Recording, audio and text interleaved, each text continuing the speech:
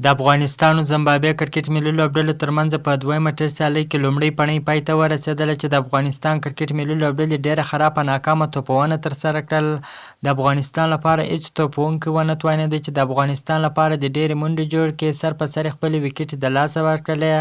د افغانستان کرکټ ملي لوبډلې د ټولو لوبغاړو په سوځېدو سره 150 منډې جوړې کړې. د نن سیالۍ ټاس زمبابوې لوبډلې وګټئ چې په خپله د توپ اچونې پرېکړه وکړله. افغان لوبډلې بیا د ټولو لوبغاړو په سوځېدو سره 150 منډې جوړ کړلې چې راشد خان 25 منډې جوړ کړلې. داسې رحمتشاه زرمتي بیا 19 منډې جوړ کړلې، خو عبدالمالک فرید احمد ملک بیا 12 منډې جوړ کړلې. نور لوبغاړو بیا سر په سر خپلې وکټې د لاسه ورکړې.